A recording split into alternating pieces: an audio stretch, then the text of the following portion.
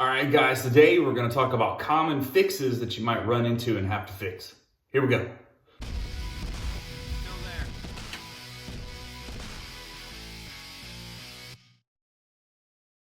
Welcome to the channel, guys. Welcome to the Hair Experience. I'm Curtis, your guide to get hair back on your head. Hairbymhe.com, myhairexperience.com.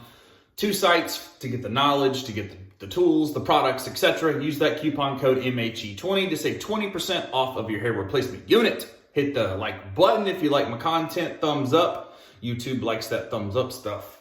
Again, My Hair Experience and Hair by MHE. Guys, ebooks are key. Knowledge. Knowledge is power. They're half price right now. Way you can learn, you can do everything all on your own at home. All right, that's what we got. So I'm going to go over a couple of things today. As you can see, I'm in my bathroom. Today is hairline redo day for me, so I figured it was a perfect day for me to go over this. This is going to be a couple of fixes that we're going to run into that might be complications during having your unit. And a lot of the complications that you're going to see me with today or describing today don't come up very often, but when they do, I want you to be able to fix them. The first thing that we're going to run into is you're going to see that there's hair. You'll see shine. It's hairline redo day. That's the bond breaking down from the at the unit, and it turns shiny because the bond is broken down. Let's start with a fix for that. I've already talked about it in multiple videos before. I use this product called NYX Shine Killer. I put it on a Q-tip. Okay, and this is for when the bond has broken down to a point of being really no good anymore. So if I've got another day, I need to ride another day, and I'm not going to redo my hairline that day, I'll use that product just out of sheer laziness or not having the time to just redo the hairline. So a little bit on a Q-tip. Okay, so take your Q-tip. Just put you a little bit on the tip, okay? And then what you'll do is you'll kind of run it over the area and that shine will go away, okay? That's to buy you a day. That's, like I said, when the bond product itself, and sorry guys if I look sleepy, I just woke up not long ago, just got out of the shower a few minutes ago. So, I have terrible bags and there's nothing I can do about it. I'm getting older. So, when the bond breaks down, you'll start to see a shine. It's not the unit that's shining, it's the bond that's shining under the unit, and it just shows through a polyurethane unit. So that'll fix that problem. All right, let's go to the next thing. Let's say that you wake up and you just did your hairline or whatever, and you've got hair that's stuck on your head that is not where it's supposed to be, like this one right here, for instance, okay? And don't judge my hairline, it's redo day today. So you got a hair that's stuck down there. Super easy fix.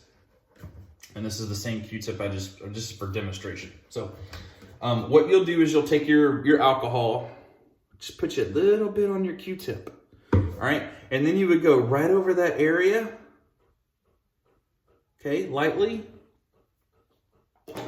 You would take your boar's hair brush or your beard brush and just lightly go over that area where you put your alcohol, and then that hair is going to come out of there and you're going to be ready to roll. Super easy. Nothing to it. Simple fix. All right, the next thing that you could run into, and this is even with a template cut done by a company, my company, any company, doesn't matter. You're going to run into sometimes where on the sides or the back that the unit is too large for the area that you're covering. So whenever you use your template, okay, and you put your template on your head, and then you use your cutters, you use your thing and you make your template, that template can possibly move, okay, while you're doing that. So if it does move, you might get 1/8 of an inch, 1/4 of an inch. You might move it to where the template and the unit don't exactly match. Not that serious. You're not really going to run into complications. Normally what you'll run into is a point where you've got something that's too big.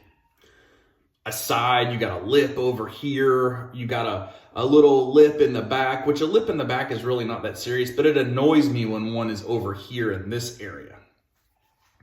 bring in the X-Acto knife, hobby knife, whatever you want to call it. It is just basically a straight razor, just like this, on a metal rod. Now be careful with this, guys. I am not the slickest person or the sharpest tool in the shed, so be super careful with this. But this is going to get that edge so perfect, so pretty. So what you're gonna do is let's say that you've got an edge coming up, for instance, okay? You're gonna pick that edge up. You're gonna have the edge that's going to be horizontal, all right? I don't have one to deal with right now, or I'd show it to you, but you got this edge that's horizontal. You're gonna take your X-Acto knife, and this can be used on a polyurethane or a Swiss lace, or French lace, or any lace. It doesn't matter what it is. The key here is to not cut the hair that's on the other side that you want to keep. Hence, horizontal, vertical, straight up and down, as best you can, obviously. So if you need to tilt, if you got a little lip over here and you're picking it up, if you need to tilt that a little more like this, tilt your knife a little bit more like that. You want a good 45 there, okay? The 45 is everything. What you're gonna do at that point is basically just get this into that area. I'll turn this so you can see what I'm doing. I'm obviously not cut myself. But you'll get this in that area, and then you'll just kind of work your way down that little area right there, and then pull that little piece off. And you're done. That's all there is to fixing that. And if you've got one in the back, which does happen, ask your wife, girlfriend, somebody, go back to the salon, wherever your unit was done, and have them fix it for you. It's literally a 2-minute job. So do the best you can not to have a flap. You don't want an edge hanging over that's not secured. Reason being is because if that catches on your pillow or something like that, it could cause premature pulling of the unit, because it probably does have some adhesive on it. It'll cause some premature pulling on the unit to cause it to break down the bond or the tape or whatever is right there in that area. So it's hairline redo day, which I do every 6 to 7 days, depending on what bond I'm experimenting with at that point. Oh, we had one more thing. All right, so let's say you wake up, okay, and this happens to me all the time whenever I like the day after I do my hairline redo or a new unit install, okay? Like everything's perfect, it's banging, it's going, it's doing its thing. And then I wake up and I get this. Let me see if I can get a spot to come up. I get a little spot like that. And I'm like, what the F? What happened? I probably missed that area on my bond installation, which I'm notorious for doing. So, easy fix. So let's say you get up and you get out of the shower and you brush your hair back and you go, oh no, check this out. Easy. Get my headband. Typically any woman has one of these probably around the house somewhere, or a dozen of them, who knows. And then I'll get my thing back like this, and I'll get that area to come up and expose that area. Okay, let's just pretend. So I'll get that area up. There it is right there, okay? All right, perfect. All right, so then I'll take my Q-tip, get me some isopropyl alcohol on it, or whatever you have. If you guys are having to use that grain alcohol that we talked about in the last video, then use that. Same general principle. You just want the area clean. So then what I would do is I would take my isopropyl alcohol, put it on my thing here, and then I would just kind of make sure that area is good and clean, okay? As clean as you can get it. And then depending on what bond you're using, Ghost Bond, whatever, I keep these, it's just a flosser, and I'll keep a flosser to put my bond on. Now you may use a bond that has a brush, which is easier than doing it this way. So I'm sure I've got one with a brush. So what you would do with the brush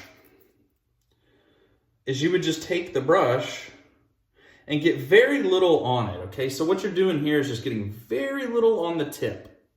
And then you would just stick it up in there, wallow it around a little bit, and go about getting dressed or whatever else you were gonna do, and let that dry for 5 minutes, press it down, boom, style your hair, you're done.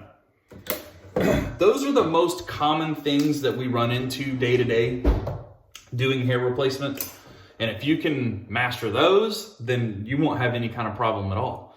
That's what I got for you today, guys. Subscribe below. It's super important to this guy. Hit the thumbs up button if you like my content. Ebooks will help you, guys. Knowledge is power. We'll see you in a couple of days, and be safe out there. No Rona. All right, guys. Take care.